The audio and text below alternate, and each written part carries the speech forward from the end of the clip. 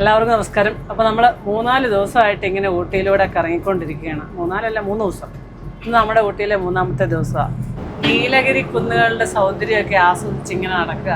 അപ്പോൾ നമ്മൾ കോതഗിരിയൊക്കെ കഴിഞ്ഞിട്ട് ഊട്ടി റൂട്ടിലേക്ക് പോയിക്കൊണ്ടിരിക്കുക. പേരെങ്ങനെ? ഷാജി. പേര് അഞ്ജലി. മക്കളൊക്കെ UK-ലാ? ബേക്കറിയാണോ? സ്റ്റാൻഡിന്റെ അടുത്ത് ബേക്കറിയാണ്. അവിടെ വന്നപ്പോ മോനെ നമ്മളെ വണ്ടി പോരുന്ന കണ്ടത്. ചേച്ചിയായിട്ട് സ്കൂട്ടർ എടുത്തോണ്ട് 5 കിലോമീറ്റർ നമ്മുടെ പുറകെ വന്നു. അത് ശരി. ആണോ? ഇതിലേ പോയി. ആ മലഞ്ചെരുവിലെല്ലാം വീടുകൾ കണ്ടോ? ഇതെല്ലാം അങ്ങനെ തന്നെയാ കേട്ടോ. ഊട്ടി വന്നിട്ടേ പകലൊക്കെ ചൂടാ, പകല് വലിയ തണുപ്പൊന്നുമില്ല. നവംബർ, ഡിസംബർ, ജനുവരി, ഫെബ്രുവരി ഒക്കെ ഊട്ടിൽ നല്ല തണുപ്പാ. രാത്രിയും പകലും തണുപ്പാ. ഗുണ്ടടപ്പിരിവ് എന്നാ പിന്നെ ഗുണ്ടാപ്പിരിവ് എന്നായാലോ? എന്നറിയോ? പിരിവെന്ന് പറഞ്ഞ ജംഗ്ഷൻ. അങ്ങനെയാണോ? ആ കാണുന്ന ഒരു ടീ ഫാക്ടറിയാ.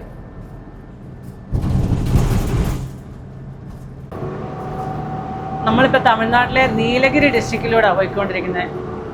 ഊട്ടിയും പരിസര പ്രദേശങ്ങളും എല്ലാം നീലഗിരി മലനിരകളുടെ ഭാഗങ്ങളാണ്. ഈ നീലഗിരി മലനിരകൾ ഷോള വനങ്ങളുടെ ഭാഗങ്ങളാണ്. ഈ പശ്ചിമഘട്ട മലനിരകളിലെ 1600 മീറ്ററിന് മുകളിൽ കാണപ്പെടുന്ന ഒരു പ്രത്യേക വനമേഖലയാണ് ഈ ഷോള വനങ്ങൾ. ജൈവ വൈവിധ്യങ്ങളുടെ കലവറയാണ് ഇവിടം. ഇവിടെ ലോകത്ത് മറ്റൊരിടത്തും കാണാത്ത സൈസ് സസ്യങ്ങളും ജന്തുക്കളും ഒക്കെ ഇവിടെയുണ്ട്. മഞ്ഞും തണുപ്പും നിറഞ്ഞ നല്ല കാലാവസ്ഥ ഇവിടെയൊക്കെ എപ്പോഴും. ഈ ഷോള വനങ്ങളിലെ മരങ്ങൾക്കൊന്നും അധികം പൊക്കം കാണില്ല. അതുപോലെ തന്നെ ഇഷ്ടംപോലെ പുൽമേടുകളും ഉണ്ട്. നമ്മുടെ കേരളത്തിലെ മൂന്നാറും ഇടുക്കിയൊക്കെ ഈ ഷോള വനങ്ങളിൽപ്പെട്ട പ്രദേശങ്ങളാണ്. നമ്മളൊന്ന് ഇരവികുളം നാഷണൽ പാർക്കിൽ പോയില്ലേ, അന്ന് ഷോളവനങ്ങളെ പറ്റി അവിടെ എഴുതി വെച്ചിട്ടുണ്ടായിരുന്നു. അവിടെ അതൊക്കെ ഷോളവനങ്ങളുടെ ഭാഗം ആ ഏരിയ. പിന്നെ അതുപോലെ തന്നെ കോർ ഏരിയകളില്ലേ, ഒരുപാട് ഷോളവനങ്ങളുണ്ട് അവിടെ. അതുപോലെ തന്നെ വരയാടൊക്കെ ഈ ഷോളവനങ്ങളിലാണ് കാണപ്പെടുന്നത്.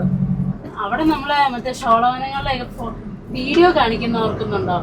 അതെ. നമ്മുടെ ജസ്റ്റ് ആ വെർച്വൽ റിയാലിറ്റി യൂസ് ചെയ്ത് നമ്മളിങ്ങനെ അവിടെ ചെന്ന് നിൽക്കുന്ന പോലെ തന്നെ. അന്നേരം അതിനകത്ത് കാണാം പുൽമേടുകളും അതുപോലെ തന്നെ കുറെ മരങ്ങൾ ഒരു പ്രദേശത്ത് കൂട്ടമായിട്ട് വളരും. അവിടെ ആ വീഡിയോയിൽ നമ്മുടെ ഡിസ്കോ വാലി ഇല്ലേ മേഘാലയയിലെ, അതുപോലെ തന്നെ ഒരു ഏരിയ ഉണ്ട് ഈ ഷോളവനത്തിന്റെ അകത്ത്.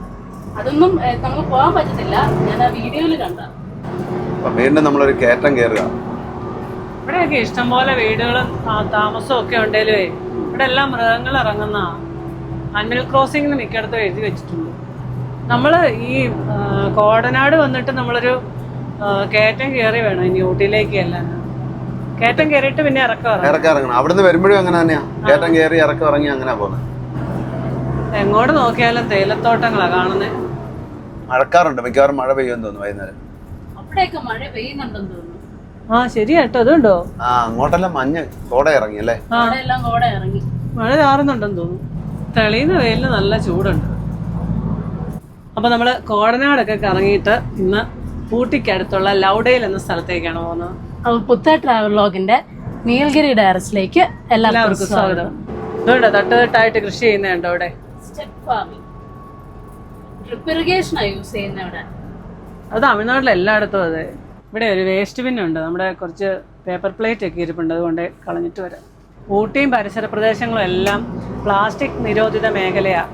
അതുകൊണ്ട് വഴിയിലൊന്നും ഒരു പ്ലാസ്റ്റിക് ഒന്നും ഒരിടത്തും കിടപ്പില്ല. ഇല്ല, ഒരു കുപ്പി പോലും ഇല്ല. ഇല്ല, ഒന്നും കയറ്റി വിടുന്നില്ല അവിടുന്ന്. ഇല്ല. പിന്നെ ഇവിടെ അധികം അങ്ങനെ പ്ലാസ്റ്റിക് കുപ്പികളൊന്നും അങ്ങനെ മിക്കയിടത്തും വേസ്റ്റ് ബിൻ വെച്ചിട്ടുണ്ട് ഇടയ്ക്കൊക്കെ. അതല്ല, നമ്മൾ ഈ വഴിയില് ചെറിയ ആൾക്കാർക്ക് നമ്മൾ പനന്നും കഴിഞ്ഞ ദിവസം മേടിച്ചു. ഒരു പ്ലാസ്റ്റിക് കവറിലല്ലായിരുന്നു, പേപ്പർ കവറിലായിരുന്നു. പേപ്പർ കവറും അതുപോലെ തന്നെ ഓല അങ്ങനെയുള്ള സാധനങ്ങളാണ് വരുന്നത്. നല്ലൊരു കാര്യം കേട്ടോ അത് നമ്മൾ ഈ വീഡിയോ കാണുമ്പോൾ അറിയാം. അതിനകത്ത് ഒരിടത്തും ഒരു വേസ്റ്റോ പേപ്പറോ ഒന്നുമില്ല. പണ്ടൊക്കെ ഊട്ടിക്ക് വരിക എന്ന് പറഞ്ഞാല് ഊട്ടി വന്ന അവിടെ പരിസര പ്രദേശങ്ങളും തൊട്ടടുത്തുള്ള സ്ഥലങ്ങള്, പിന്നെ പൈൻ വാലി, പൈൻ ഫോറസ്റ്റ്, ഇതൊക്കെ കണ്ടിട്ട് അങ്ങ് പോകും. പക്ഷേ ഊട്ടിയുടെ പരിസര പ്രദേശങ്ങൾ എന്ന് പറഞ്ഞാൽ ഉള്ളിലേക്കുള്ള സ്ഥലങ്ങൾ അടിപൊളി. അതൊന്നും അല്ല ഊട്ടി. അതെ, ഇതൊന്നും അല്ല ഊട്ടി. ഇതൊന്നും അല്ല Ooty. Central bus stand, railway station, ഊട്ടിയിലേക്ക് റൈറ്റിലേക്ക് മാർക്കറ്റ്. ഓട്ടോ കിടക്കുന്ന കാണാൻ നോക്കി, നല്ല രസം. നല്ല മഞ്ഞ കളറായോണ്ട് നല്ല എടുപ്പ്. ഇവിടുത്തെ രജിസ്ട്രേഷൻ 43 അല്ലേ? TN 43. ഇവിടെ കൂടല്ലൂരും ഒക്കെ 43. ഊട്ടിയും കൂടല്ലൂരും അടുത്തടുത്ത സ്ഥലമാണ്. ഒരു 50 കിലോമീറ്റർ അല്ലേ ഉള്ളൂ. 50 കിലോമീറ്റർ താഴെ ഉള്ളത്. ആ മേളത്തെ ബിൽഡിംഗ് കണ്ടതുണ്ടോ? പഴയ ബിൽഡിങ്ങുകളാണ്. ഇഷ്ടംപോലെ ബസ് വരുന്നുണ്ട്. ഈ റോഡ് നമ്മുടെ ഇടുക്കിയിലൊക്കെ ഉള്ള പൂക്കളല്ലേ ഇതുണ്ട്. ഇത് ഇവിടെ എല്ലാം തണുപ്പുള്ള സ്ഥലങ്ങളിലെല്ലാം ഉണ്ട്. ഉടുമലൈ, ഉടുമൽപേട്ട് വന്ന ബസ് അത്. അതാ ഉടുമല. കാന്തിപുരം, കോവൈ, കോയമ്പത്തൂർ ഇവിടെയാണ് സെൻട്രൽ ബസ് സ്റ്റാൻഡ് ആയിരിക്കും. അതാ ഈ ലോങ് സർവീസ് ബസ്സുകളെല്ലാം വരുന്നത്. അതുകൊണ്ട് അതൊരു ബസ് സ്റ്റാൻഡാണ് അങ്ങനെ കാണുന്നത്. ബസ് സ്റ്റാൻഡും ബോട്ട് ഹൗസും 1 കിലോമീറ്റർ ബോർഡുണ്ട്. അതെ കാണാം. അതെ കാണാമല്ലോ. അത് ബോട്ട് ഹൗസ് 2 കിലോമീറ്റർ. നമുക്ക് ലേക്കിലൊന്നും പോകണ്ട കേട്ടോ. ഓ ലേക്കിൽ നിന്നും പോകണ്ട. ഗാർഡനിൽ പോയാൽ കുറെ പൂക്കളൊക്കെ കാണാം.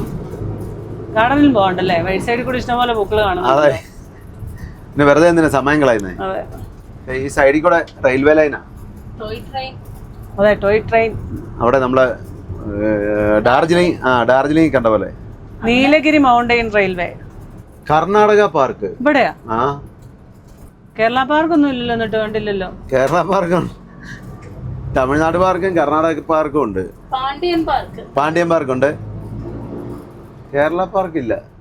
നമ്മളിപ്പോ കണ്ട കർണാടക ഗാർഡൻ അത് കർണാടക ഹോർട്ടിക്കൾച്ചർ ഡിപ്പാർട്ട്മെന്റിന്റെ അണ്ടറിലുള്ള. ഇത് മൈസൂർ രാജാവിന്റെ സ്ഥലമായിരുന്നു. മൈസൂർ രാജാവ് അത് 1964 കർണാടക ഗവൺമെന്റിന് കൈമാറിയതാ. 38 ഏക്കർ സ്ഥലമുണ്ട് അത്. ഊട്ടി വരുമ്പോഴേ ഈ ക്യാരറ്റ് തോട്ടമൊക്കെ കാണാതെ എങ്ങനെയാണ് പോകുന്നത്. ഇങ്ങോട്ട് നോക്കിയേ, എല്ലാം ക്യാരറ്റാണ് കൃഷി ചെയ്തേക്കുന്നത്. ഇത് ഉരുളക്കിഴങ്ങ്. ഇതുണ്ട്, ഇതെല്ലാം ഉരുളക്കിഴങ്ങ്. ഇത് അങ്ങേയറ്റം വരെ ഉരുളക്കിഴങ്ങ്.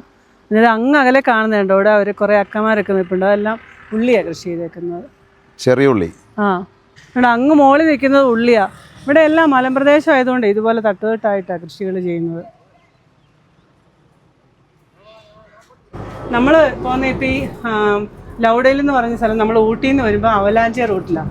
ഊട്ടിയിൽ നിന്ന് ഒരു 6-7 കിലോമീറ്റർ ദൂരമേ ഉള്ളൂ. ഇതാണ് കെയൻ ഹിൽസ് എക്കോ ടൂറിസം. ചെറിയൊരു റിസർവ് ഫോറസ്റ്റിന്റെ അകത്തുള്ള ഏരിയ. അവിടെ നിന്ന് കയറിയിട്ട് പോവാം. പോയിട്ട് അത് റൂട്ടിലുള്ള ഒരു സ്പോട്ടാണ്. അവിടെ ചെളിയാ. സൈഡിൽ കൂടെ വന്നിപ്പം പണിയായന്. ചെളിക്കകത്ത് കറങ്ങി. പുറകോട്ട് എടുത്തിട്ട് ഇച്ചിരി അങ്ങോട്ട് ചേർന്നോ. പോട്ടെ റൈറ്റ് സൈഡ് ചേർന്ന് പോട്ടെ. ആ അങ്ങനെ പോട്ടെ. റൈറ്റ് നോക്കി പോന്നാ right side. Cane hill eco awareness centre. You are entering our territory. പുലിയൊക്കെ ഉണ്ട് കേട്ടോ. ഊട്ടിയിൽ നിന്നും അവലഞ്ചി റോഡിലാണ് കെയിൻ ഹിൽസ് സ്ഥിതി ചെയ്യുന്നത്. ഇംഗ്ലീഷിൽ കെയിൻ എന്ന വാക്കിൽ നിന്നാണ് കെയിൻ ഹിൽസ് എന്ന പേര് വന്നത്. പണ്ട് ഇവിടെ താമസിച്ചിരുന്ന ഗോത്രവർഗ്ഗക്കാര് അവരുടെ മരിച്ചുപോയവർക്ക് വേണ്ടി കല്ലുകൾ കൂട്ടിവെച്ച് സ്മാരകങ്ങൾ പണിതിട്ടുണ്ട്. അങ്ങനെ ആ സ്മാരകങ്ങൾ ഇവിടെ കണ്ടപ്പോഴാണ് ഈ ഹിൽസിന് കെയിൻ ഹിൽസ് എന്നുള്ള പേര് വന്നത്. അങ്ങനെ ഈ ഹിൽസിന് ബ്രിട്ടീഷുകാരാണ് കെയിൻ ഹിൽസ് എന്നുള്ള പേരിട്ടത്.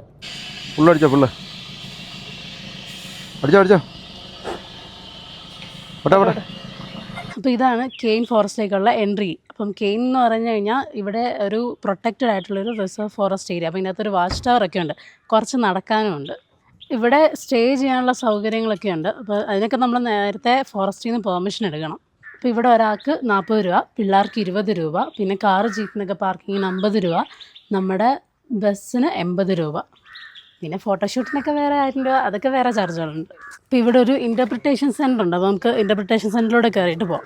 അപ്പോൾ ഇത് ഇവിടുത്തെ ഒരു വെസ്റ്റേൺ ഗാർഡ്സിൻ്റെ ഒരു പിക്ചറാണ്. പിന്നെ ഈ കുരങ്ങനൊക്കെ ഒറിജിനൽ ഇതാണെന്നാണ് പറഞ്ഞത്. അപ്പോൾ ഇത് ഒറിജിനൽ ആനിമലിൻ്റെ തന്നെ തോലും ഈ ഇതെല്ലാം കൊണ്ട് ഫറും കൊണ്ട് സ്റ്റഫ് ചെയ്ത് വെച്ചേക്കുന്ന പോലെ. ഇത് സ്പോട്ടഡ് ഡിയറിൻ്റെ കൊമ്പുകളാണ്, മറ്റേ പുള്ളിപ്പുള്ളിയുള്ള ആടല്ല മാൻ. ഇത് സ്പോട്ടഡ് ഡിയറും ഇത് സാമ്പാർ ഡിയറിൻ്റെ. പുള്ളിപ്പുള്ളീനെയൊക്കെ വെച്ചിട്ടുണ്ട്. ഇത് കണ്ണൊക്കെ ഒറിജിനലല്ല, ബാക്കി തോലും ഇതുണ്ട്, പൂടയൊക്കെ ഒറിജിനലാണ്. തൊട്ട് നോക്കിയിട്ട് ഒറിജിനൽ പോലെ.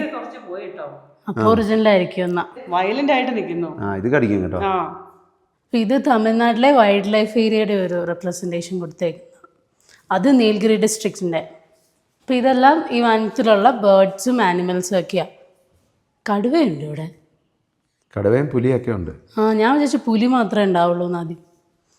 പിന്നെ ആന, മാന്, കുരങ്ങ്, അണ്ണാന്, കുറേ പക്ഷികളും ഉണ്ട്. മലമുഴക്കി വേഴാമ്പലൊക്കെ ഉണ്ട്. കുട്ടിത്തേവാങ്ങും മലബാർ സ്ക്വയറിലൊക്കെ ഉണ്ട്. ഇത് ഇവിടുത്തെ നീലഗിരിയിലെ ലാൻഡ്സ്കേപ്പിൻ്റെ ഒരു മോഡൽ പോലെ ഉണ്ടാക്കിയിരിക്കുന്ന ഇതുണ്ട്. അതെല്ലാം പുൽമേടുകളാണ്, മലകളെല്ലാം. ഇവിടെ ഇതുപോലെ പുൽമേടുകളുള്ള മലകളാണ് കുറേ ഉള്ളത്. ഇത് വരയാടിനെ പോലെ ഇരിക്കുന്നല്ലോ, പക്ഷെ പുള്ളിയില്ലല്ലോ. ഇത് നമ്മൾ രാവിലെ കണ്ട തോഡ ട്രൈബ്സില്ല, അവരുടെ ഒരു ട്രഡീഷണൽ ആയിട്ടുള്ള ഡ്രസ്സൊക്കെ ധരിച്ചിട്ടുള്ള 2 സ്റ്റാച്ചു ഉണ്ട്. പിന്നെ അവരുടെ ഒരു വീടിൻ്റെ ഒരു മോഡലും ഉണ്ടാക്കി വെച്ചിട്ടുണ്ട്. ഇത് തോഡ ട്രൈബ്സിൻ്റെ അമ്പലവും അവിടുത്തെ ആഘോഷങ്ങളുടെ ഉത്സവത്തിൻ്റെ ഒരു പിക്ചറായി കൊടുത്തിരിക്കുന്നത്. ഇത് ഇരുള ട്രൈബിൻ്റെ ഫോട്ടോയാ. ഇത് കുറുംബാസ്, ഇത് കാട്ടുനായ്ക്കൻസ്, പണിയൻസ്, കോട്ടാസ്. അപ്പം ഇതെല്ലാം നീൽഗിരീസിലുള്ള ട്രൈബുകളെല്ലാം. എല്ലാവരും അവരുടെ ട്രഡീഷണൽ ഡ്രസ്സൊക്കെ ഇട്ടിട്ടുള്ള ഡാൻസും കലാരൂപങ്ങളും ഒക്കെയാണ്. ഇത് പണിയൻ ട്രൈബാ. ഇവരുടെ കാതിൽ കണ്ടോ, ഇത് കമ്മലല്ലേ. ഇത് കാട്ടുനായ്ക്കൻസ്. അപ്പം ഇതാണ് കുറുംബ ട്രൈബ്. അപ്പം ഇനി നമുക്ക് ഹാങ്ങിങ് ബ്രിഡ്ജും ഉണ്ട്, വാച്ച് ടവറും ഉണ്ട്, അത് രണ്ടും കാണാനായിട്ട്. അപ്പോൾ ഇതെല്ലാം സൈപ്രസ് മരങ്ങളാണ്. ഇവിടെ ഈ ക്രെയിൻ ഹിൽസിൽ കൂടുതലും സൈപ്രസ് മരങ്ങളാണ് ഉള്ളത്. ഈ മരങ്ങൾക്കെല്ലാം ഫോറസ്റ്റ് നമ്പർ ഇട്ട് വെച്ചിട്ടുണ്ട്. 48, അത് 36, അത് 47. ഇതിപ്പോഴേ ഹാങ്ങിങ് ബ്രിഡ്ജ് എന്ന് പറയാൻ പറ്റുമോ? ഇങ്ങനെ പറയാനും പറ്റത്തില്ല. ഇവിടെ എങ്ങനെയാ പറയുന്നത്? അവിടെ എഴുതി വെച്ചേക്കുന്നതൊക്കെ എങ്ങനെ? നമ്മൾ സാധാരണ ഹാങ്ങിങ് ബ്രിഡ്ജ് എന്ന് പറയുന്നിടത്തെല്ലാം ഇങ്ങനെ തൂങ്ങി കിടക്കുക. നമ്മൾ ഇവിടെ നേപ്പാളിൽ പോയി. അതാണ് ഹാങ്ങിങ് ബ്രിഡ്ജ്. അന്നേരം തൂക്കുപാലം. ഇത് പലകയാ പാകിയേക്കുന്നേ. പലകയാണ്. പിന്നെ ഈ ഇടയ്ക്കിടയ്ക്ക് ഈ മരത്തിൽ ഉറപ്പിച്ചേക്കുക. പിന്നെ ഒരു രസം കേട്ടോ, ചെറിയ തണുപ്പൊക്കെ ഉണ്ട്, ഇങ്ങനെ നടക്കാം. പിന്നെ ഇത്രയും പൊക്കത്ത് നിന്ന് ഈ സ്ഥലം കാണത്തില്ലേ? ഈ മരങ്ങളൊക്കെ ഒരുപാട് വർഷം പഴക്കമുള്ളതാ. അവരെ കാണുമ്പോഴേ അറിയാം അവർക്ക് പ്രായമുണ്ടെന്ന്. ഈ സൈപ്രസ് മരങ്ങൾ പൊങ്ക മരം, അതുപോലെ പെൻസിൽ ട്രീ എന്നൊക്കെ ഇങ്ങനെ പേരുണ്ട്. എന്ന് വെച്ച് കഴിഞ്ഞാൽ ഒറ്റത്തടി ഇങ്ങനെ നേരെ അങ്ങ് പോയേക്കല്ലേ. ഭയങ്കര പൊക്കമാണ്. ശിഖരങ്ങളൊക്കെ കുറവാ. ശിഖരങ്ങളില്ല. അപ്പോൾ ഈ സൈപ്രസ് മരങ്ങൾ ബ്രിട്ടീഷുകാരുടെ കാലത്ത് ചൈനയിൽ നിന്നും യൂറോപ്പിൽ നിന്നുമൊക്കെ ഇവിടെ ഊട്ടിയിൽ കൊണ്ടുവന്ന. ഇവിടുത്തെ കാലാവസ്ഥ നിങ്ങൾക്ക് കറക്റ്റാണ് വളരാൻ. അതുകൊണ്ട് അവരിപ്പോഴും ഉണ്ട്. ഇപ്പോഴും ഉണ്ട്. പണ്ടത്തെ അന്ന് കൊണ്ടുവന്ന് നട്ട മരങ്ങളല്ല. പിന്നെ നമുക്ക് കുറച്ച് നടന്നങ്ങോട്ട് പോകണം, വാച്ച് ടവറിൻ്റെ ഏരിയയിലേക്ക് പോകാം. അപ്പോൾ നമ്മൾ നിന്നിടത്തുനിന്ന് ഒരു 800 മീറ്റർ ഇങ്ങോട്ട് നടക്കാനുണ്ട്. ആരും പറഞ്ഞില്ല, അതുകൊണ്ട് ഇങ്ങനെ പോകുന്നു പതുക്കെ. ഇടയ്ക്ക് ഇനി നിൽക്കാനും പേടിയാവല്ലോ, പുലിയൊന്നും ഒഴിച്ചോണ്ട് പോയാലോ. ഇല്ല, ഇനി അതൊന്നും ഇല്ല, ഇനി കുറച്ചേ ഉള്ളൂ, ഒരു 100 മീറ്റർ ഇവിടെ ഉണ്ടാവുള്ളൂ. അപ്പോൾ ഇവിടെ നിന്ന് ബെഡിൻ്റെ മേളിൽ നിൽക്കുന്ന പോലെയാണ്. അപ്പോൾ ഇത് മോസ് എന്ന് പറഞ്ഞ ഒരു പായൽ പോലെ തന്നെ ഇരിക്കുന്ന ചെറിയൊരു ചെടി. നല്ല രസമുണ്ട്, മെത്ത പോലെ. അങ്ങോട്ട് നോ എൻട്രിയാ. അതെല്ലാം ഫോറസ്റ്റിൻ്റെ ഏരിയകളായിരിക്കും. ഈ മരം കണ്ടോ, മാനിൻ്റെ കൊമ്പ് പോലില്ലേ? കാവ്യാത്മകമൊക്കെ ചിന്തിക്കണം. അതെ, അപ്പുറം നിൽക്കുന്ന മരമോ അതുപോലെ തന്നെ കണ്ടോ? അതെ, ബാക്കി മരങ്ങൾ കൂടുതലും ഒറ്റത്തടിയായിട്ടല്ലേ നിൽക്കുന്നത്. ഇതുണ്ട് ഈ മരങ്ങളൊക്കെ. അല്ല, ഇത് വേറെ ഏതോ മരമോ? ഇത് വേറെ. ഇതാണ് വാച്ച് ടവർ. നമുക്ക് ഇതിന്റെ മുകളിൽ കയറി നോക്കാം. നമ്മൾ വന്ന മലയൊക്കെ ആയിരിക്കും അങ്ങനെ കാണുന്നത്. താഴെ കണ്ടോ, നല്ല നിബിഡ വനം. അപ്പോൾ ഇവിടെ വരെ നടന്നു വന്നാൽ നമുക്ക് ഇവിടെ നിന്നിട്ട് ഊട്ടിയിലെ കാഴ്ചകളൊക്കെ കാണാം. ഇവിടെ നിന്ന് ഊട്ടി കാണാം. അതെ, ഊട്ടി കാണാം. ഊട്ടിയിലെ കാഴ്ചകൾ കാണാമെന്ന് പറഞ്ഞാൽ. പിന്നെ നമുക്ക് ഇത് ഈ വനത്തേക്കൂടുള്ളൊരു യാത്ര, അത് നല്ല കേട്ടോ. നല്ല തണുപ്പും ചൂടൊന്നുമില്ല, ആരുമില്ല. അതെ, ശാന്തം. അല്ല, ഇന്നായിരിക്കും ശനി ഞായറും ഒക്കെ തിരക്കാണ് ചിലപ്പോൾ. ഇത് നമ്മൾ ഇന്നാള് മേഘാലയയിലൊക്കെ പോയപ്പോൾ കണ്ട സ്റ്റോൺ ഫ്ലവർ അല്ലേ, അതാ മസാലയ്ക്കൊക്കെ ഉപയോഗിക്കുന്നത്. ഈ മരത്തിലെല്ലാം ഉണ്ട്. അപ്പോൾ നമ്മൾ തിരിച്ച് വണ്ടിയുടെ അടുത്തെത്തി. ആ ചേച്ചിമാരാണെങ്കിൽ നമ്മളെ വെയിറ്റ് ചെയ്തിരിക്കുകയായിരുന്നു. നമ്മൾ വന്നിട്ട് വേണം അവർക്ക് വീട്ടിൽ പോകാൻ. അതെ, അപ്പം ഇന്ന് ഒരാൾ കോസ്റ്റ്യൂമിൽ ഫുള്ള് വൈറ്റൊക്കെ ഇട്ട് ഇറങ്ങിയതാണ്. അപ്പം എന്നാൽ ഈ ട്രിപ്പിൽ ഒരു പണിയില്ലായിരുന്നു. ഈ ട്രിപ്പിലായിരുന്നു കഴിഞ്ഞ ദിവസം പരുന്തുംപാറ പോലൊന്നും പണിയൊന്നുമില്ലായിരുന്നു. കുറച്ച് മുമ്പെല്ലാം ഇരുന്ന് ഉറങ്ങുമായിരുന്നു. ഇങ്ങനെ ഉറങ്ങി തീർത്താൻ പറ്റില്ല. കുറച്ചു നേരം വണ്ടി എടുത്തു, പണിയെടുത്തോ. ഇങ്ങോട്ട് ചേർന്ന് പോട്ടെ, വലത്തേക്ക് ചേർന്ന് പോട്ടെ.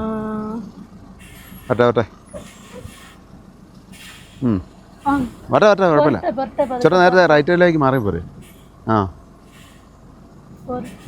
പോട്ടെ അതുപോലെ തന്നെ പോരട്ടെ. ഇങ്ങോട്ട് കുറച്ച് പിടിച്ചു തുടങ്ങി. ഇവിടെ കൃഷിക്ക് ഡ്രിപ്പ് ഇറിഗേഷനും അതുപോലെ തന്നെ സ്പ്രിംഗ്ലർ യൂസ് ചെയ്യുന്നുണ്ട് വെള്ളം അടിക്കാൻ. പിന്നെ നമ്മൾ നേരെ ലൗഡയിലേക്ക്. ഇതാണ് നീലഗിരി മൗണ്ടൻ റെയിൽവേസ്. മീറ്റർ ഗേജാ. മേട്ടുപാളയത്തുനിന്ന് ഊട്ടിക്ക് ടോയ് ട്രെയിൻ ഇതുവഴിയാണ് വരുന്നത്. ഇത് നമ്മളെ ഡാർജിലിംഗ് കണ്ട പോലെ തന്നെ റോഡിന്റെ സൈഡിൽ കൂടെ തന്നെയാണോ? അതല്ല, ഇവിടെ എല്ലാം കൃഷിക്ക് നനയ്ക്കുന്നുണ്ട് കേട്ടോ. മുകളിലൊക്കെ തേയിലത്തോട്ടങ്ങളും താഴെ എല്ലാം കൃഷികളുമാണ്. പക്ഷെ ഇവിടെ നല്ലപോലെ മഴ പെയ്യാൻ തുടങ്ങിയിട്ടില്ല. ഇതെല്ലാം പോളി ഹൗസുകളാണ്, അല്ലെങ്കിൽ ഗ്രീൻ ഹൗസുകളാണ്. അപ്പൊ ഇതിൻ്റെ അകത്തെല്ലാം തൈയ്, അതുപോലെ തന്നെ ഓരോ ഇന്റൻസീവായിട്ട് നല്ല രീതിക്ക് കൂടുതൽ വിളവ് കിട്ടാൻ വേണ്ടി ചെടികൾ നട്ടുപിടിപ്പിക്കും. എന്ന് വെച്ച് കഴിഞ്ഞാൽ ഇപ്പം ഇങ്ങനെയുള്ള മല ഏരിയകളിലൊക്കെ കുറച്ചുകൂടെ പ്രൊട്ടക്റ്റീവായിട്ട് വളർത്തിയെടുക്കാൻ വേണ്ടി, അപ്പോൾ കൂടുതൽ വിളവ് കിട്ടും. ആ ചെടിക്ക് വേണ്ട അതേ ക്ലൈമറ്റും അങ്ങനെയുള്ള കാര്യങ്ങൾ മെയിൻറ്റെയിൻ ചെയ്ത് വളർത്തും. T2 police station, ലൗഡയിൽ. നല്ല രസമുണ്ട് പോലീസ് സ്റ്റേഷൻ കാണാനല്ലേ, പഴയ കാലത്തെ ബിൽഡിംഗ്. ഇപ്പൊ നമ്മൾ ലൗഡയിൽ എത്തിയിരിക്കുന്നു. ലൗഡയിൽ റെയിൽവേ സ്റ്റേഷൻ. ഈ റെയിൽവേ സ്റ്റേഷൻ കാണാനാ നമ്മൾ വന്നത്. ഊട്ടി ഇറങ്ങാൻ വന്നാണോ അതോ ഇറങ്ങാൻ വന്നാ? അപ്പൊ നമ്മളിവിടെ ഇറങ്ങി, വണ്ടി അപ്പുറത്തെങ്ങാനും കൊണ്ടുപോയി പാർക്ക് ചെയ്യും. പാർക്കിങ് സൗകര്യമില്ല ഇവിടെ. അപ്പോൾ ഇതാണ് ലൗഡയിൽ റെയിൽവേ സ്റ്റേഷൻ. അപ്പോൾ ഈ റെയിൽവേ സ്റ്റേഷനൊക്കെ കിലുക്കൻ സിനിമയിലുണ്ടായിരുന്ന അത് തന്നെയല്ല, ഇതൊരു യുനെസ്കോ വേൾഡ് ഹെറിറ്റേജ് സൈറ്റ് കൂടെയാണ്. പിന്നെ ഈ ലൗഡയിൽ എന്ന് പറഞ്ഞ സ്ഥലത്ത് കിലുക്കൻ സിനിമ മാത്രമല്ല, സമ്മർ ഇൻ ബത്ലഹേം അങ്ങനെ കുറേ സിനിമ ഷൂട്ടിങ്ങുകളൊക്കെ നടക്കുന്ന സ്ഥലമാണ്. നീലഗിരി മൗണ്ടൈൻ റെയിൽവേയുടെ ഒരു മെയിൻ സ്റ്റോപ്പായി ലൗഡയിൽ. ഇവിടുന്ന് നമുക്ക് വേണമെങ്കിൽ ട്രെയിനിൽ കയറിയിട്ട് ഊട്ടിക്ക് പോവാം. ഇവിടുന്ന് ഊട്ടിക്ക് പോവാം, ഊട്ടി പാളയത്തിന് പോവാം, അതെല്ലാം ടോയ് ട്രെയിൻ വഴി. 2005 ഇതൊരു യുനെസ്കോ വേൾഡ് ഹെറിറ്റേജ് സൈറ്റായിട്ട് പ്രഖ്യാപിച്ചത്. അതുപോലെ തന്നെ സമുദ്രനിരപ്പിൽ നിന്ന് 7193 അടി ഉയരത്തിലാണ് നമ്മളിപ്പോൾ നിൽക്കുന്നത് ഈ റെയിൽവേ സ്റ്റേഷനുള്ളത്. നീലഗിരി റെയിൽവേ കമ്പനിയാണ് ഈ നീലഗിരി റെയിൽവേസ് പണിതത്. അപ്പോൾ ഇത് 1886 1899 ഇടയ്ക്ക് മേട്ടുപ്പാളയത്തിൽ നിന്ന് കൂനൂറിലേക്കാണ് ഇത് പണിത്. ഇതിലൂടെ ഒരു ട്രെയിൻ വരുന്നത് കാണണമെന്ന് ആഗ്രഹിച്ച കാര്യം വന്നത്, പക്ഷേ ട്രെയിനിൻ്റെ സമയമൊക്കെ കഴിഞ്ഞു പോയി. ഇന്നത്തേക്ക് ഇനിയില്ല, ഇനി നാളെ രാവിലെ. അതെ, നാളെ നമുക്ക് നോക്കാം. ഇവിടെയൊക്കെ ഉണ്ടെങ്കിൽ നമുക്ക് നാളെ വരുമ്പം കാണാൻ പറ്റുമെന്ന്. അതെ, 1903 ഈ റെയിൽവേ ഗവൺമെൻറ് ഏറ്റെടുത്തു. ഇപ്പോൾ നേരത്തെ മേട്ടുപ്പാളയത്തിൽ നിന്നും കൂനൂർ വരെ ആയിരുന്നു. പിന്നെ അത് കഴിഞ്ഞിട്ട് ഗവൺമെൻറ് അത് കൂനൂറിൽ നിന്നും ഊട്ടി വരെ എക്സ്റ്റെൻഡ് ചെയ്തു.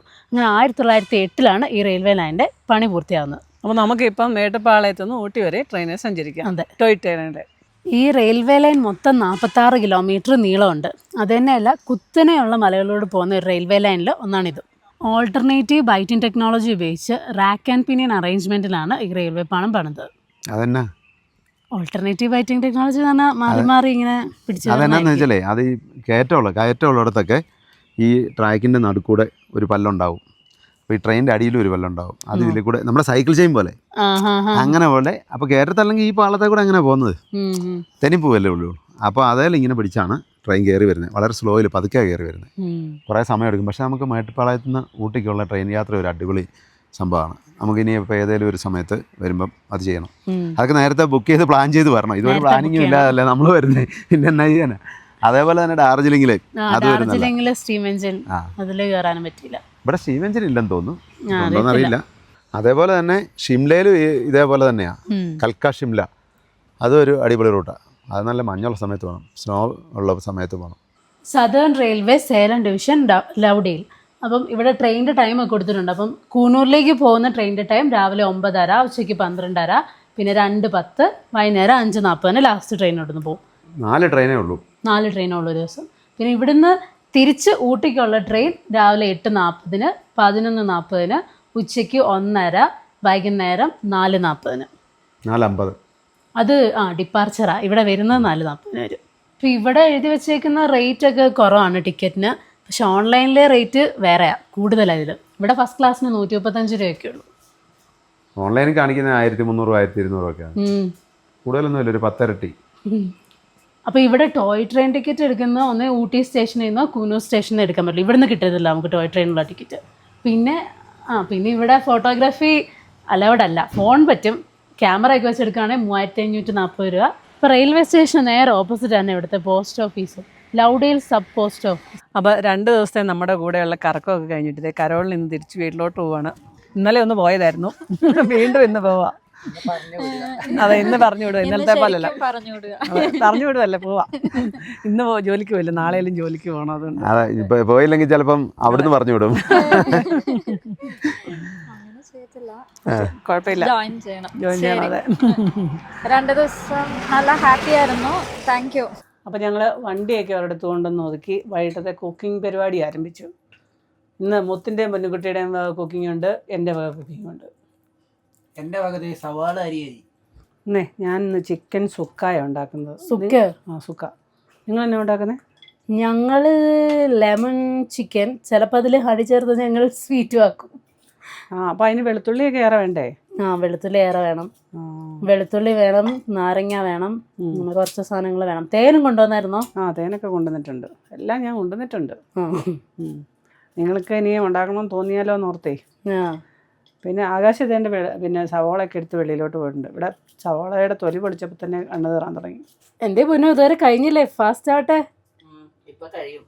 അക്ക ചെന്നൈയിൽ 1 ഇയർ തനിയെ നിന്ന് എന്തൊക്കെ പഠിച്ചു? ചിക്കൻ കറി വെക്കാൻ പഠിച്ചു.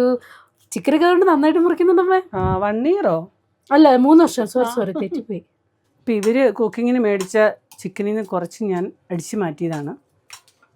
അപ്പോൾ ഇവർക്ക് ഇത്രയും വേണ്ടായിരുന്നു കേട്ടോ, അതുകൊണ്ടാണ്. അപ്പോൾ നമുക്ക് ആദ്യം ഇത്രയും ചിക്കനാണ് എടുത്തത്. അപ്പോൾ ഇതിലേക്ക് കുറച്ച് മഞ്ഞൾ പൊടിയും പിന്നെ മുളക് പൊടിയും ഉപ്പും കൂടെ ഒന്ന് തിരുമ്മി വയ്ക്കുക. മഞ്ഞൾ പൊടി കുറച്ചിട്ടു, കുറച്ച് മുളക് പൊടി ഇട്ടു, കുറച്ച് കുരുമുളക് പൊടി ഇട്ടു. ഇനി ആവശ്യത്തിന് ഉപ്പും കൂടി ഇട്ട് കൊടുക്കാം.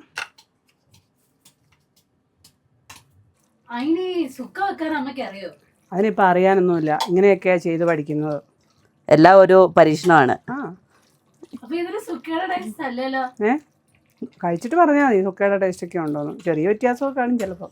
അപ്പോൾ ഈ സുക്ക വെക്കാനായിട്ട് കുറച്ച് കുരുമുളകും പെരുംജീരകവും തക്കോലവും ഗ്രാമ്പും ഏലക്കായും എല്ലാം കൂടെ ഒന്ന് പൊടിച്ചെടുക്കണമായിരുന്നു. ഇപ്പം ഇത് എല്ലാം കൂടെ ഒത്തിരി പൊടിച്ചെടുക്കാൻ നമ്മൾ മിക്സിയൊക്കെ എടുക്കണം, അതൊക്കെ മെനക്കെടാം. നമുക്ക് അത്രയും സാധനം വേണ്ടതാനും. അപ്പോൾ പെരുംജീരകവും തക്കോലവും ഗ്രാമ്പും കറുവാപ്പട്ടയും എടുത്തിട്ടുണ്ട്, ഒരു ഏലക്കായ. നമുക്കിതൊന്ന് ചൂടാക്കി എടുക്കാം എണ്ണയ്ക്കകത്ത്. അതെ, ചൂടായിട്ടുണ്ട്. ഇതിന് ഒരു പാത്രത്തിലേക്ക് കോരിയെടുക്കാം. ഇതിലേക്ക് നമുക്ക് കുറച്ച് കറിവേപ്പിലയും കൂടെ ഒന്ന് വറുത്തെടുക്കാം. അപ്പോൾ അത് എണ്ണയൊക്കെ ചൂടായി, അതിലേക്ക് നമുക്ക് കുറച്ച് പച്ചമുളക് ഇട്ട് കൊടുക്കാം. പച്ചമുളക്, ഇഞ്ചി, പിന്നെ വെളുത്തുള്ളി. അപ്പം ഞങ്ങളുടെ ഇതേ പരിപാടിക്ക് ഞങ്ങൾ ചിക്കൻ വലിയതായിട്ട് മുറിച്ചാണ് എടുത്തേക്കുന്നത്. ലെഗൊക്കെ അതുപോലെ തന്നെ ഇട്ടേക്കുക, ലെഗും തൈസൊക്കെ ആയിട്ട് എടുത്തേക്കുന്നത്. അപ്പം അതിന് മസാലയ്ക്ക് വേണ്ടി ആദ്യം കുറച്ച് മുളക് പൊടി എരിവിൻ്റെ അസ്ഥാനത്തിലല്ല, ജസ്റ്റ് ഒരു കളറ് കിട്ടാൻ വേണ്ടി ഇടുന്നതാണ്. പിന്നെ ഉള്ളതാണ് ഒലിവ് ഓയിൽ ഒരു ടേബിൾ സ്പൂൺ വെള്ളം ഒഴിച്ചാൽ മതി. പിന്നെ വേണ്ടത് മിക്സഡ് ഹെർബ്സ് ആണ്, അതില്ലാത്തതുകൊണ്ട് കുറച്ച് ബേസിലിടാമെന്ന് വെച്ചു. ഇതൊന്നും എടുത്തില്ലേ വീട്ടിൽ നിന്ന്? ഞാൻ എടുത്തു വെച്ചു. അപ്പം അമ്മ ഒരെണ്ണം ഓൾറെഡി എടുത്തു വെച്ചു എന്ന് പറഞ്ഞു. എന്നോട് അപ്പോൾ വിചാരിച്ചു സാധനം തിരിഞ്ഞു പോയി ഉദ്ദേശിച്ചു. പിന്നെ ഒരു 1/2 നാരങ്ങ നീര്. ഇനി ഇടേണ്ടത് വെളുത്തുള്ളി ഒരു 2 ടേബിൾ സ്പൂൺ ഇട്ടു.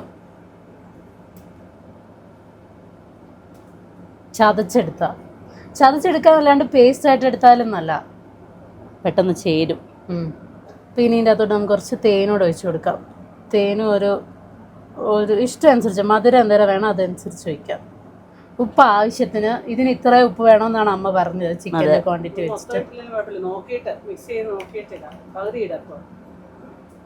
എല്ലാം അമ്മ പറയുന്ന പോലെ. എന്തായാലും ഇട്ടോ. ഉപ്പ് നീരായിരുന്ന കണക്ക് ഞാൻ പറയായിരുന്നു, ഉപ്പ് പൊടിയായിരുന്നെങ്കിൽ കണക്ക് മിക്സ് ചെയ്യും. ഇതൊരു 1 മണിക്കൂർ ഇരുന്നാൽ നല്ലത്. ഓവർനൈറ്റ് ഇരുന്നാൽ അത്രയും നല്ലത്. നമുക്കൊരു 1 മണിക്കൂർ വെക്കാം. ശരിക്കും ഓവർനൈറ്റ് വെക്കണമായിരുന്നു, ടേസ്റ്റ് കൂടാൻ. നിങ്ങളുടെ വീഡിയോഗ്രാഫർ ആകാൻ വന്നോണ്ട് എൻ്റെ ഇത് വെളുത്തുള്ളി ഇഞ്ചിയൊക്കെ കരിഞ്ഞു പോകും. ഇപ്പോൾ പെട്ടെന്ന് ഇടാം. അപ്പോൾ ഇതിലേക്ക് ഇനി സവാള ഇടാം. സവാള ഞാൻ ആകാശിനോട് കൊത്തി അരിയാനാണ് പറഞ്ഞത്. അവൻ ഇങ്ങനെ അരിഞ്ഞുകൊണ്ട് വന്നത്.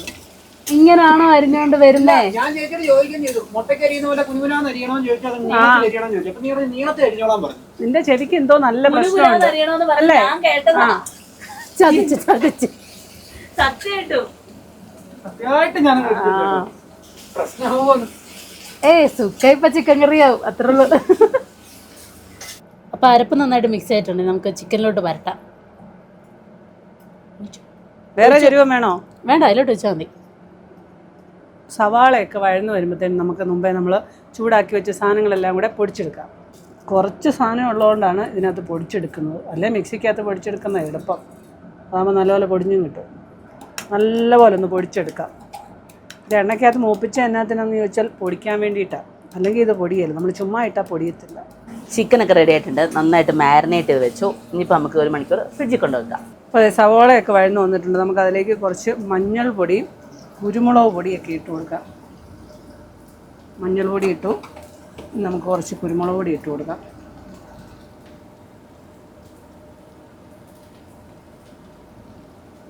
ഇത്തിരി മുളക് പൊടിയും കൂടെ ഇട്ട് കൊടുക്കുക. ഇനി നല്ലപോലെ ഒന്ന് മിക്സ് ചെയ്യുക. പൊടികളൊക്കെ ഒന്ന് മൂപ്പിക്കുക നല്ലപോലെ. പൊടിയൊക്കെ നല്ലപോലെ മൂത്തിട്ടുണ്ട്. ഇനി നമുക്ക് നമ്മുടെ ചിക്കൻ ഇട്ട് കൊടുക്കാം. അപ്പം ഇളക്കി എല്ലാം നല്ലപോലെ യോജിപ്പിച്ചിട്ടുണ്ട്. ഇനി ഇതിനകത്ത് വെള്ളം ഒന്നും ഒഴിക്കണ്ട. ഇതിൻ്റെ വെള്ളം ഇറങ്ങും. ആ വെള്ളത്തിൽ വേണം ഇത് വേവാനായിട്ട്. അപ്പോൾ നമ്മുടെ ചിക്കനൊക്കെ ഏകദേശം പകുതി വെന്തിട്ടുണ്ട്. ഇനി നമുക്കിതിലേക്ക് മുമ്പേ നമ്മൾ പൊടിച്ച് വെച്ച സാധനങ്ങളൊക്കെ കൂടി ചേർത്ത് കൊടുക്കാം.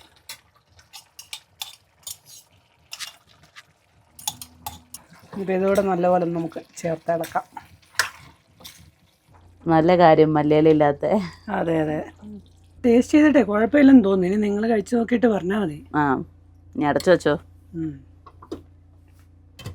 എയർ ഫ്രയറിൻ്റെ ഞാൻ വിചാരിച്ചു പണി കിട്ടിയെന്ന് വിചാരിച്ചു. കാരണം ഇത് ഇതുവരെ ഉപയോഗിച്ചിട്ടില്ലാത്തതുകൊണ്ടും ഇതിൻ്റെ പ്ലഗ് വലുതായതുകൊണ്ടും അകത്ത് ഇവിടെ കുത്താൻ പറ്റില്ല, വെളിയിലോട്ട് എടുക്കണം. ഇനി വെളിയിൽ അവിടെ ഒരു പ്ലഗ് ഉണ്ട്, അവിടെ കുത്താം. അതുവേ കുത്തി നോക്കിയാലേ അറിയത്തുള്ളൂ കേട്ടോ. കുത്തി നോക്കാം വർക്ക് ആവുമോന്ന്. ഇല്ലെങ്കിൽ നമുക്ക് ഓവൻ ഉണ്ടല്ലോ, അപ്പോൾ അതിൽ ഗ്രില്ല് ചെയ്യാം. അപ്പോൾ നമുക്ക് ഇവിടെ എയർ ഫ്രയർ വർക്കാവും, കുഴപ്പമില്ല. അപ്പോൾ നമുക്ക് അതിൻ്റെ അകത്തോട്ട് വെച്ചേക്കാം, ചിക്കൻ വെക്കാം. ഇതിൻ്റെ അകത്തൊരു ബട്ടർ പേപ്പർ ഇട്ടിട്ട് വെക്കുമായിരുന്നു നല്ലതായിരുന്നു. പക്ഷേ പേപ്പർ ഞാൻ വീട്ടിൽ നിന്ന് കൊണ്ടുവന്നില്ലാത്തതുകൊണ്ട് ഡയറക്റ്റ് വെക്കുക. അപ്പം എയർ ഫ്രയറിൽ ചിക്കൻ വെച്ചിട്ടുണ്ട്. ഇനിയിപ്പോൾ ഒരു 20 മിനിറ്റ് ഇരിക്കട്ടെ. 20 മിനിറ്റ് 200 ഡിഗ്രി അതേമ്പോഴത്തേക്ക് റെഡിയാവും. നമ്മുടെ രാവിലത്തെ കപ്പ വേവിച്ചിരിപ്പുണ്ടായിരുന്നു, ഉണക്കപ്പ. ഞാൻ ഒന്നുകൂടെ ഒന്ന് എണ്ണയ്ക്കകത്തിട്ടൊന്ന് ചൂടാക്കിയെടുത്തു. കടുക് പൊട്ടിച്ചെടുത്തു. കടുക് വറുത്തെടുത്തു. അപ്പം നമ്മുടെ ചിക്കൻ റെഡി. വെന്തോന്നൊന്ന് നോക്കിയേ. നോക്കട്ടെ. വെന്തു.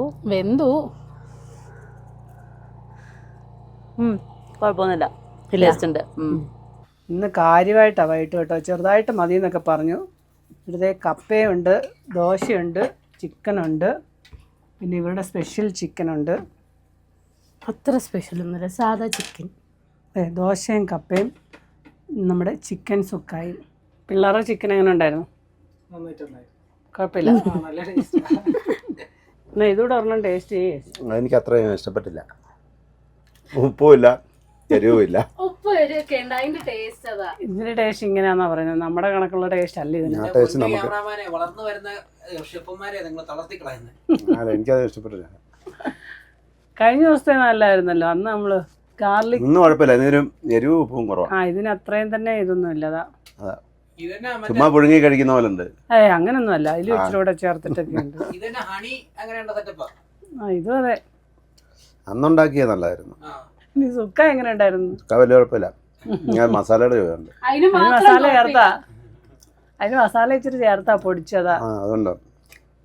അല്ല, ഏലക്കായൊന്നും ഇഷ്ടമല്ല. ഏലക്കായും ഗ്രാമ്പും ഇത് സാധനമൊന്നും ഇഷ്ടമല്ല. അതുകൊണ്ട് അഡ്ജസ്റ്റ് ചെയ്തു, കുഴപ്പമില്ല. തമ്മിപ്പോ തമ്മെന്ന് പറഞ്ഞാൽ അതിനെക്കാട്ടിപ്പോ അതല്ലെങ്കിലും ഭാര്യ ഉണ്ടാക്കുന്നത് ഇഷ്ടപ്പെടുള്ളൂ. അപ്പോൾ എല്ലാവരും ഫുഡൊക്കെ കഴിച്ചു. അടുക്കളയെല്ലാം നീറ്റാക്കി. ഇനിയിപ്പോൾ നാളെ നമുക്ക് നീലഗിരി ഹിൽസിലെ ബാക്കി കാഴ്ചകളൊക്കെ ആയിട്ട് വീണ്ടും കാണാം.